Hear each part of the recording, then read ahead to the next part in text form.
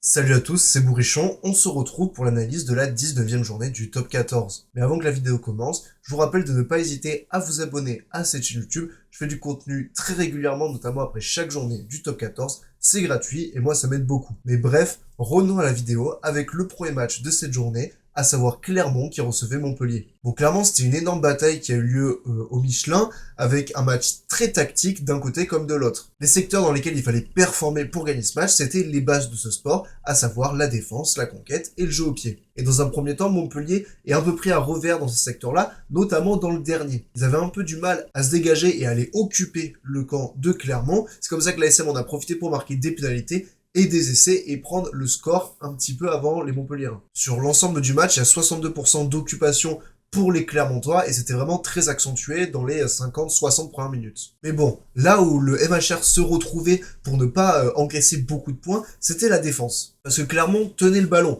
mais il n'arrivait pas à marquer, il y avait souvent des problèmes dans la transformation du jeu. Pourquoi? Parce que la défense de Montpellier était ultra agressive et performante. En effet, les Clermontois, ils ont possédé 53% le ballon pour seulement 197 mètres parcourus ballon en main, quand Montpellier n'a que 47% de possession et en a fait 215. Donc Montpellier s'est vraiment accroché à cette défense pour maintenir les assauts clermontois et a su faire le dos rond aussi quand ils se sont retrouvés à 14 après le carton orange de Lennox à Lyon. Et sur les 10 dernières minutes, ils ont eu une autre volonté, les Montpelliérains, pour aller chercher la victoire, c'est de posséder ballon, chose qu'ils n'avaient pas trop fait pendant le match. Là, sur les 10 dernières minutes, il y a 79% de possession pour les Montpelliérains, ce qui leur a permis donc d'avoir des bonnes séquences à jouer dans le camp de Clermont et de finalement marquer avec Banks à 3 minutes de la fin l'essai de la victoire. À noter que Montpellier aussi a grandement dominé les Clermontois dans le secteur de la touche. En effet, les Clermontois, ils ont seulement 56% de réussite en touche, c'est très faible, et il y a des moments où même les Montpelliérains étaient les seuls à sauter sur des lancers clermontois. C'est un des secteurs aussi qui a permis à Montpellier de récupérer pas mal de munitions. On continue avec Montauban qui recevait Bayonne. Bon, Bayonne a pris à la gorge d'entrée les Montalbanais. Mais ces derniers, dans la première mi-temps, ils ont été cependant efficaces avec peu d'incursions dans les 22 pour 2 essais au bout, sur des inspirations de Thomas Fortunel à chaque fois. Mais bon, Bayonne avait très bien compris comment il fallait jouer, c'est-à-dire qu'il fallait jouer debout avec un jeu aéré face à une défense de Montauban qui, après quasiment 20 journées, n'est plus au rendez-vous. Donc c'est comme ça que ça a marché et que Bayonne a su insuffler du jeu. Mais malgré tout, ils ont quand même beaucoup moins le ballon, les Bayonnais, en seconde mi-temps. Sur l'ensemble du match, ils ont que 44% de possession, c'est quand même bien moins que Montauban, mais ça prouve que ils étaient ultra efficaces dès qu'ils avaient le ballon pour marquer 60 points en finale. Et c'est clairement sur la vitesse en fait que les Bayonnais ont pris à défaut la défense montalbanaise, puisqu'il y a 82% des rucks qui ont été des rucks en moins de 3 secondes pour les Bayonnais, ce qui leur a permis de vraiment étouffer les Montalbanais. Et du côté de Montauban, bon là la fin de saison elle va être vraiment longue, parce que là on voit que même face à un adversaire qui n'est pas dans une grande forme, prendre 60 points à domicile, ça fait mal.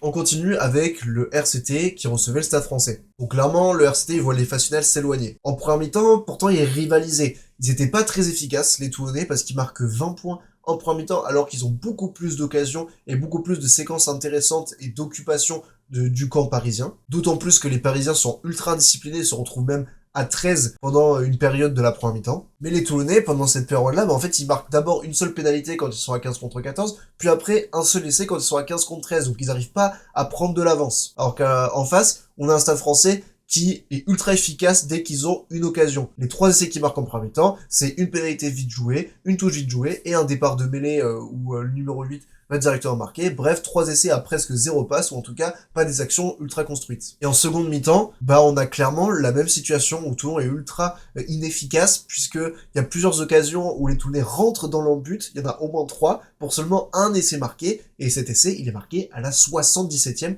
quand le score était déjà fait. Parce que du côté des Parisiens, on avait réussi à nouveau à marquer grâce à des actions où juste la défense parisienne mettait la pression sur Toulon, qui faisait une petite erreur, ballon de récupération, essai. Puisqu'après, il marque sur une interception de Motassi, ou derrière, plusieurs séquences derrière, il y a essai, et sur une touche volée à 5 mètres, où après, Régoyen marque un essai. Et ce qui est dommage avec Toulon, c'est que cet essai marqué à la 77e, il enlevait le point de bonus offensif aux Parisiens, mais encore une fois, première vraie attaque placée du Stade Français, elle arrive à la dernière action du match quasiment, elle passe, les Parisiens reprennent le bonus offensif, et du côté de Toulon, ça complique encore plus la tâche pour accéder au top 6, même si c'est déjà compliqué, parce qu'il laisse un point à un adversaire direct, ce qui est vraiment dommage. En bref, au niveau de l'efficacité, pour donner une petite stat marquante, c'est le nombre de points inscrits par entrée dans les 22. À Toulon, on est à 1,9 points marqués par entrée dans les 22, puisqu'il y a eu 27 points en 14 entrées. Alors que du côté de Stade Français, on est à 4,7, c'est presque un essai par entrée dans les 22. Autre club d'Île-de-France, c'est le Racing qui recevait Castres. Bon, c'était un match assez plaisant à voir aussi. On a d'abord les Castrés qui démarrent très fort en marquant 2 essais en 2 actions. Si on regarde après l'ensemble du match, les Castrés ont été hyper faibles, je trouve. Déjà, ils encaissent 31 points après avoir marqué 2 essais sur la première période, en laissant des trous énormes dans la défense. La conquête a été très faible, ils ont commis aussi beaucoup d'en avance sur les quelques possessions qu'ils avaient. Il y avait plus rien qui marchait à Castres. Castres a laissé en fait beaucoup de munitions au Racing qui les a exploitées parfaitement en mélangeant beaucoup de puissance et de la vitesse dès qu'il y avait des petits espaces. La deuxième mi-temps, elle commence très mal aussi pour Castres avec l'essai de Night 2V qui arrive sur la première action. Et pour revenir aussi à l'efficacité, le Racing a été ultra efficace en fait dès qu'ils avaient le ballon, alors que Castres, ils arrivaient pas à avoir une continuité dans le jeu, ils faisaient souvent tomber des ballons, souvent par suffisance aussi avec des passes qui étaient impossibles à faire mais qui tentaient avec notamment tous les joueurs fidjiens dont on sait qu'ils sont un peu nonchalants là-dessus. Bref, Castres fait un match pourri, le Racing à l'inverse se rassure et peut vraiment croire à une place pour le top 6. Le dernier match du multi, c'était Perpignan qui recevait Lyon et globalement l'USAP peut se mordre les doigts de ce match. Parce que sur la première temps, ils ont pas mal de ballons, mais ils ont commis beaucoup de fautes de main. En fait, ils ont eu pas mal de possessions sur la première temps, mais ils ont eu du mal en fait à en faire quelque chose de ce ballon. Ils n'arrivaient pas à transpercer une défense de Lyon qui était efficace, ils n'arrivaient pas à avoir de la continuité dans le jeu, de transformer le jeu, et ça a permis à Lyon, qui à l'inverse eux étaient pragmatiques, dès qu'ils pouvaient prendre les points, ils les prenaient, et dès qu'ils ont eu une occasion, ils l'ont mise, de prendre le score dans un premier temps. Même si on a une réaction avec enfin de l'efficacité de l'USAP juste avant la mi-temps, je trouve que le score de 13-13 est un peu flatteur. Néanmoins, en début de seconde période, c'est vraiment l'USAP qui domine. Mais le problème, c'est que les Catalans n'arrivent pas à être constants sur 80 minutes. Là, ils ont réussi à reprendre un avantage de 12 points, il y avait 25-13, et en même pas 10 minutes, ils se font remonter en passant de 25-13 à 25-25. Juste après, ils marquent une pénalité 28-25, et derrière, action qui suit, essai de Dylan Cretin pour Lyon, 28-32, et ça ne bougera plus jusqu'à la fin de la rencontre. Et comme je disais, en fait, les Perpignanais n'ont pas réussi à être constants, notamment en conquête, où sur l'ensemble du match, ils se sont fait dominer par Lyon.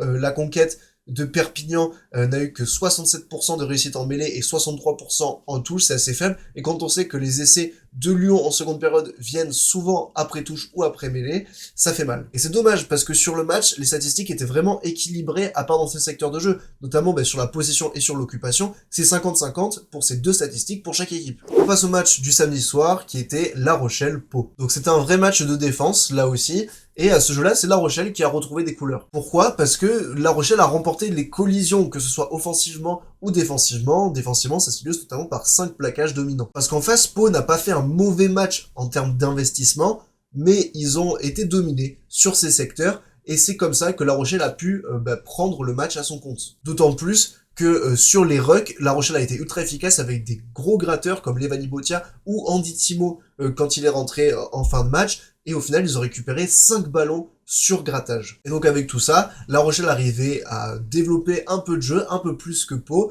et avait une continuité de jeu plus efficace que la section. C'est comme ça qu'ils marquent 2 essais, alors que la section n'en marque pas, puisque eux, ils ont fait beaucoup de scories, les Palois, quand La Rochelle en ont fait un peu moins. Et ces scories, ils arrivaient surtout dans des situations qui étaient positives pour la section, à l'image d'une séquence en fin de match avec Rémi Piquet qui allait à l'essai, mais une passe en avant fait que il n'a pas pu avoir essai. Bref, Pau peut se mordre les doigts parce qu'elle avait l'occasion de rester deuxième, et là elle se fait doubler par Montpellier. Et enfin le dernier match, c'était l'UBB qui recevait Toulouse. Bon, c'était un match énorme, 46 minutes de temps de jeu, ça a échappé à personne, statistique, ça prouve l'intensité qu'il y avait dans ce match. Vraiment, chaque ballon, chaque centimètre était une guerre sans merci. Et sur la première mi-temps, on a d'abord Toulouse qui défend beaucoup, mais qui arrive à contrer les assauts bordelais en étant très efficace dans les rucks. Et sur les turnovers, ils vont récupérer 10 ballons en première mi-temps, c'est assez considérable. Mais le problème, c'est que Toulouse, bien que dominant sur cette première période, il va y avoir un tournant, c'est ce départ de Movaca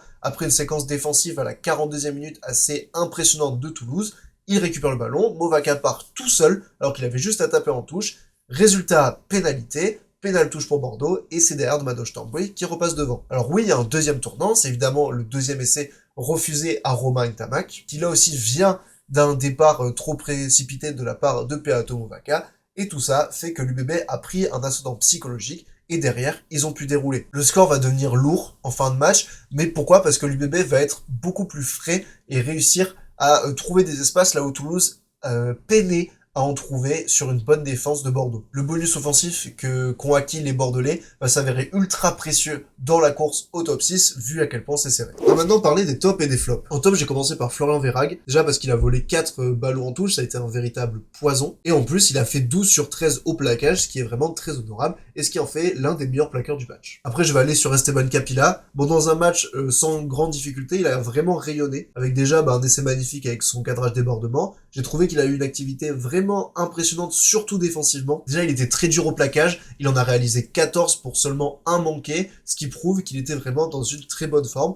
Et en attaque, il a touché seulement 6 ballons, mais il a parcouru 30 mètres et il a marqué un essai. Enfin, le dernier top, c'est Thibaut Modassi, que j'ai trouvé vraiment très intéressant dans sa conduite du jeu au Stade Français. Même quand il est passé ailier, il avait toujours cette vision, ce flair, ce sens du jeu qui lui a permis notamment de créer une interception. Il a marqué aussi un essai en début de match, et même s'il prend un jaune, il n'est pas préjudiciable vu le score. En flop, je vais aller sur Villemoni Botitou, tout simplement parce que ça fait plusieurs semaines où la défense de Castres est mauvaise au centre, où il y a beaucoup d'espace, et il n'est pas étranger parce qu'il joue quasiment tout le temps. D'autant plus qu'il commet un attentat sur Wilfried Duleux qui allait tout droit à l'essai. Et surtout qu'il faisait partie de ces joueurs en fin de match à jeter des ballons. Ce que je disais, en fait, les Fidjiens de Castres qui jetaient des ballons, alors que il y aurait pu avoir des possessions intéressantes pour Castres en seconde période. Deuxième flop, je vais aller sur Axel Desperes. Simplement parce que il a eu une mauvaise conduite du jeu, je trouve. Comme je disais, la section a eu un problème au niveau de l'enchaînement et la charnière n'y est pas étrangère. Il a concédé 3 pénalités. Franchement, c'est beaucoup pour un numéro 10. Et en plus, il a eu un jeu au pied direct en touche. Et enfin, le dernier flop, c'est Peato Movaca. Déjà pour les raisons que j'ai déjà expliquées dans l'analyse du match. Puis il a concédé 4 pénalités. Il a parlé à l'arbitre. Il a fait des touches pas droites. Et c'est clairement lui qui a relancé l'UBB. Pour ce qui est des pronos, on a d'abord un très alléchant Stade Toulousain-Montpellier, le premier contre le deuxième. Je vais aller sur Toulouse parce que Toulouse doit gagner ce match impérativement, ne serait-ce que pour la confiance, vu qu'on sait qu'au niveau des points, ils sont largement en avance. Face à des Montpelliérains qui sont vraiment dans une très bonne dynamique en ce moment, je vais dire Toulouse, avec le bonus offensif. Castres Montauban, ça sera pareil, victoire de Castres avec bonus offensif. Lyon-UBB, je vais aller sur les Lyonnais qui reviennent bien en ce moment, qui sont dans une bonne dynamique, face à des Bordelais qui n'auront pas notamment Mathieu Jalibert, et je pense que cette absence peut être préjudiciable. Pour Racing 92, les Palois sont obligés de gagner après cette contre-performance à La Rochelle. Le Racing a du mal en déplacement globalement, donc je vais aller sur Perpignan-Toulon, c'est match des malades un petit peu, et je vais aller sur Toulon qui pour moi peut créer la surprise à Perpignan. Bayonne-La Rochelle, je vais aussi aller sur La Rochelle à l'extérieur, qui, ça y est, retrouve un petit peu des couleurs, se retrouve dans son jeu, face à des Bayonnais qui, malgré cette grosse victoire à Montauban, ne sont pas convaincants ces dernières semaines. Et enfin, Stade Français Clermont, ça peut être un match vraiment très intéressant en termes de jeu pratiqué, mais aussi en termes de combat, et j'irai sur les Parisiens à domicile. Pour ce qui est du classement, la bonne opération, c'est Clermont-Montpellier qui du coup passe en deuxième position, intègre ce top 2, Pau à l'inverse crée une mauvaise opération puisqu'ils redescendent d'une place. Et en bas, mine de rien, on voit que des clubs sont encore là pour la bataille pour le top 6. La Rochelle, pourquoi pas Lyon avec une dynamique, quand d'autres, je pense, sont dans une trop mauvaise dynamique pour pouvoir remonter, à savoir Toulon ou Castres. Cette vidéo est à présent terminée, j'espère qu'elle vous aura plu. Si c'est le cas, n'hésitez pas, comme je disais en début de vidéo, à vous abonner à ma chaîne YouTube, mais également à mettre un like, m'écrire un commentaire et à partager cette vidéo. C'est des petits gestes qui m'aident grandement. Aussi, n'hésitez pas à me suivre sur mes autres réseaux sociaux, à savoir Instagram, Facebook et TikTok. Je mets des extraits de ces vidéos, mais aussi des contenus exclusifs. Et vous avez toutes mes informations aussi dans les stories des comptes Instagram et Facebook. Enfin bref, c'était Bourrichon. Ciao, ciao.